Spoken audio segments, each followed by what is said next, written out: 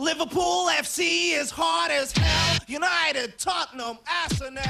Watch my list. Good morning, good afternoon, or good evening, depending on where you are watching me from. Now, I just thought I would do a quick video on the Afcon tournament, which finished yesterday evening after 4 weeks of very entertaining football. Now, what I'm going to do is I'm just going to split this video into three parts. Okay, so the first part is going to be a general summary of the tournament, a few stats, and we are going to then go into the second section. We're going to look at Mohamed Salah and Sadio Mane and how their tournaments went. And then the third section is we are going to look very briefly at the final yesterday, which was a very, very controversial event indeed. Okay, so I'm just going to give you some facts at the beginning. Now, this AFCON tournament started with 24 teams. Okay, so it's a pretty big tournament for a continental tournament. It has mostly been played in a very good spirit. It was hosted very well in terms of its security by the Moroccan authorities, and these 24 teams were obviously whittled down to two by yesterday evening. Now, in terms of the stats, this is the highest AFCON tournament that there has ever been in terms of goal scoring. So there were 121 goals scored. Okay, so it was 120 going into the final, and then obviously Senegal got the winner. So it's 121 goals in the tournament, which is the highest scoring AFCON tournament in the continent's history. It was a free to air broadcast in the UK, which was really, really good to see. These days, most of the major tournaments seem to be on pay per view type channels where you have to pay a monthly subscription, such as Sky Sports, such as TNT, such as Premier Sports. So it was fantastic that Channel 4 did such a good job. In terms of the attendances, there were 1.4 million people who attended the tournament within the Moroccan stadiums, which I'm sure we were all impressed by. Some of the architecture was absolutely fantastic. And in terms of worldwide viewership across the television stations across the world, we had 1.4 billion estimated viewership. That is about 17% of the world's population. That is almost 1 in 5 human beings on the planet were tuned in one way or another to the AFCON tournament. And of course, as Liverpool fans, we tend to watch these tournaments with an eye on either Liverpool players who are playing for the club, who have played for the club, or we are looking perhaps at transfer targets. And I think for most Liverpool fans, this was no different from any other tournament. So we are now going to focus in particular on Mohamed Salah, the Egyptian forward who still plays for Liverpool, obviously. And we are going to look at Sadio Mane, who played for Liverpool, I think it was for 5 seasons, and scored over 100 goals. Now, when it comes to Salah, I think it was a tournament of two aspects, essentially, in that from an individual point of view, I don't think he can be disappointed with his tournament. He scored 4 goals, which takes his AFCON total to 11 in total in the major tournaments. And I think that, to be honest with you, I don't think he could have done too much more. I think the problem that he has, that he always has, is just the nature of the Egyptian team. The Egyptian team is a 28-man squad, and out of the 28 players, only 3 play in Europe. So this is Mohamed Salah himself, who of course plays for Liverpool, for whom he has scored 252 goals. We have Omar Mamouche, who is playing for Manchester City, and then we have a Mustafa Mohamed, who plays for Nantes in France. So therefore, the Egyptian squad of 28, only 3 of them play in Europe, which is considered to be perhaps the highest standard of club football in the world, with the Champions League being the pinnacle. And 25 out of the 28 players actually still play in Egypt or in other Middle Eastern countries. And with all due respect to the Egyptian league, entertaining though I am sure it is a far cry from the European leagues, and it is certainly a far cry from the Champions League standard. Moving on to Sadio Mane. Sadio Mane, as an individual, had a pretty good tournament. He scored 2 goals in the tournament. He assisted 3 goals. he had 16 shots in total and 14 successful take-ons, which is a pretty good list of statistics for what was a very short tournament of 4 or 5 weeks. Now, in terms of Sadio Mane himself, I think he played in a much stronger team. The vast majority of his Senegal teammates play in Europe, or they have played in Europe at some point, and a significant number have also played in the Champions League. So the nature of the Senegalese team and the nature of the Egyptian team are like the difference between night and day.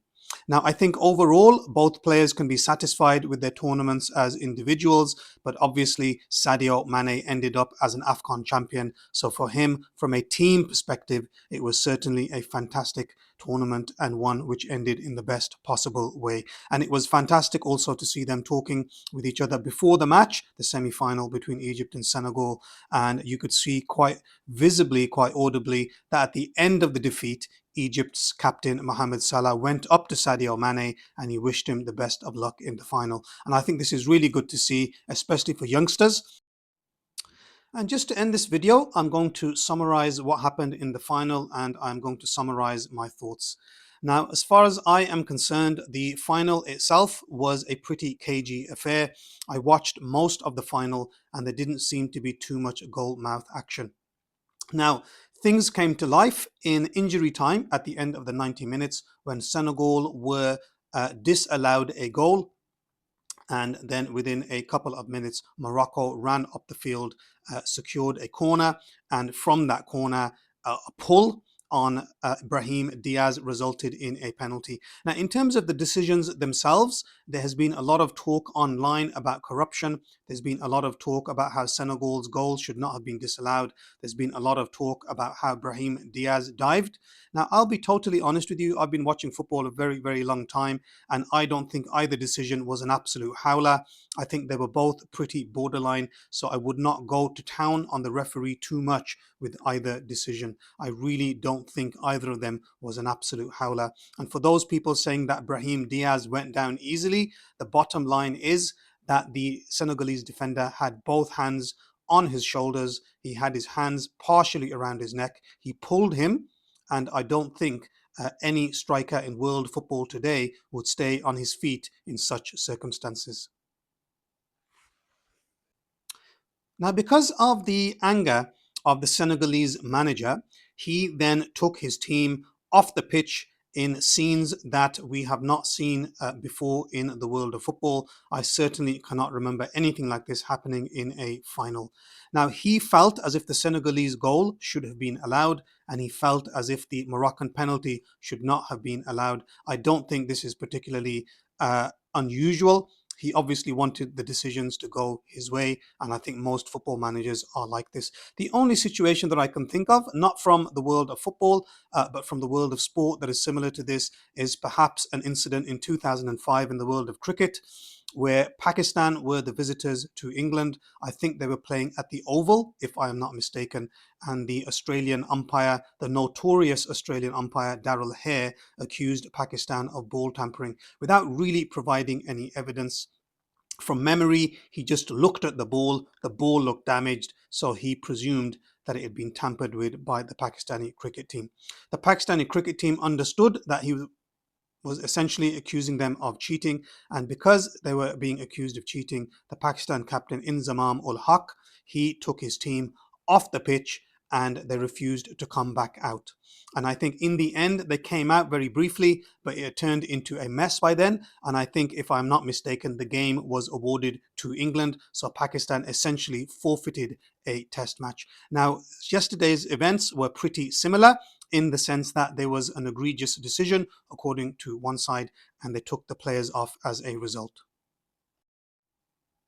Then, after a very long wait, I think it was 17 or 18 minutes, according to the statisticians, Brahim Diaz stepped up and eventually took the penalty once Sadio Mane had persuaded his squad to return to the field. Now, Brahim Diaz is from a Muslim country, Morocco is obviously a Muslim majority country, and I think that in the Muslim majority countries, Zinedine Zidane is seen as a bit of a hero. So I think what was going on through his mind, I don't know him personally, I'm just making a calculated guess, is I think he was trying to recreate the moment between Zinedine Zidane and Gianluigi Buffon. So Zidane scored against Buffon. I think it was in the 2006 final where he executed a beautiful panenka, making Buffon look like a bit of an idiot. So I think the young Brahim Diaz, 25, 26 years old as he is, he probably saw Zidane as a hero growing up, and I think he was trying to create that moment. Now, in my opinion, it was a very poor decision to make.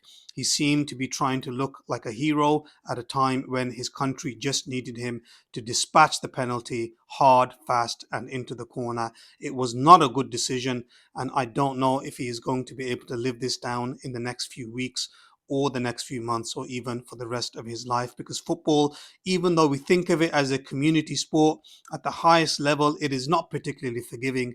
And if you speak to somebody like Gonzalo Higuain, the Argentina striker, the former Juventus striker, he has often said that even though he scored 300 goals in his career, the Argentine public remember him mainly because he missed a one-on-one in the World Cup final in 2014 against Manuel Neuer. And I think Brahim Diaz is going to have a very similar problem.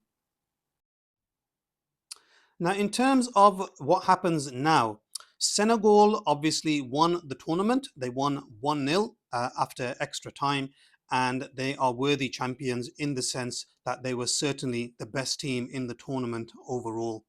Now, the problem that we have here is that Senegal took the team off the pitch for a period of 17 minutes altogether. Now, there are a number of people online who are claiming that this was actually an illegal act and therefore the referee should have called the game off and the victory should have been issued to Morocco. It is normally a 3-0 win that is issued to a team that stays on the pitch if the other team walks off. So I think there are going to be legal repercussions. I think Morocco will try to have this result overturned. I think they will try to have the match replayed. Now, from a legal perspective, I am not a lawyer, but what I do know is that it is certainly unprecedented for a team to take the team off in a FIFA final for this length of time. And I think that Senegal are certainly going to be hit with something in the next few days. Now, according to the British boxing commentator and football commentator Ian Darke, he believes that Senegal should be stripped of the title forthwith. Now, I don't know if that is going to happen, but this is what I am telling you might happen. Now, from what I can see, FIFA are the rulers of football and they simply cannot allow Senegal to leave the pitch in this manner and embarrass the entire world in this way. Now, so I think what will happen is I think they will sit down, they will have a meeting, and they will decide between 2 or 3 punishments. Now, the punishment that will definitely arrive is a fine. I think Senegal are going to be given a massive fine. I think the fine is going to be in the hundreds of thousands of pounds. It could even be in the low millions. So I can almost guarantee Senegal will be fined a huge fine for this act of taking their team off the pitch. Now, in terms of the second possibility, I think there will be a discussion about whether Senegal should be stripped of their place in the World Cup in the United States in the summer. Now, I am not sure this will happen. I don't think it will happen, but I can assure you that they will certainly be discussing this, not because they want to ban Senegal from the World Cup. There's no benefit for FIFA to ban Senegal from the World Cup, but they are trying, as all rulers are trying to do, as all leaders are trying to do, they are always trying to set a precedent. And I think that they think, well, if Senegal set a precedent of leaving the pitch, disrupting the penalty taker to a degree, and then he misses, and then they win the tournament. Essentially, we are giving people the green light to walk off the pitch whenever a refereeing decision does not suit them. So in order to combat this, they are going to do something very severe. So I think the fine is absolutely inevitable. That's number one. I think they will consider a ban from the World Cup. I think they will probably, in the end, decide that perhaps a suspended ban is the best possible scenario, whereby Senegal would be warned, if you do this again in the next 4 years, then you will be banned from one or two major tournaments. So I think that's the second thing that could happen. I think it's going to be probably a suspended ban of some sort. Now, the absolute Armageddon scenario for the Senegalese Football Association is if FIFA sit down and they say, right, we are going to teach these guys a lesson, and we are going to strip them of the Afcon title and award it to Morocco. Now, I don't think that will happen, but I think if they were to strip Senegal of the Afcon title, I think the match would have to be replayed, perhaps again in Morocco or perhaps in a neutral venue. Now, a lot of you are probably shouting at the TV at the moment and saying, Senegal, they won the final, they won it fair and fair. What the hell are you talking about? You are thinking like a football fan. You are not thinking like an administrator. So, what I am telling you now is that if you are an administrator, you have to see the bigger picture. You can't just say, well, they went onto the pitch eventually, the match was finished eventually, so it's okay. That is not how leaders think. So, to give you an example, if you are a head teacher in a school and one of the teachers does something which is wrong, so let's say, for example, they turn up late 3 days in a row. Now, you might know the teacher personally. You might think, well, they've been late 3 days in a row, it's not a big deal. But the problem is that if you allow them to be late 3 days in a row, they might be late 5 days in a row. The following week, other teachers might say, well, we might as well turn up late as well. And then before you know it, the morals and the discipline of the school have completely collapsed. Now, I am not saying FIFA is like a school, but what I'm trying to tell you is that leadership entails that you make decisions that are unpopular in order to establish a certain series of morals, standards, and values. And I can assure you that FIFA will be sitting down in the next few days and they will be doing something extremely serious to Senegal. Senegal will be hoping it's just a fine. I think it could be a fine and a suspension. I think it could be a fine and a suspended ban. And I think the worst case scenario for Senegal is that the match would be completely replayed and that they were stripped of the Afcon title. So please let me know what you think in the comments about Salah and Mane. How did they perform? How did their teams perform? Please let me know what you think about Brahim Diaz's impression of Zinedine Zidane. And please let me know if you think Senegal should be punished at all. And please let me know what you think the punishment should be. Like, subscribe, and share. And I hope to see you soon. We would conquer the bloody world.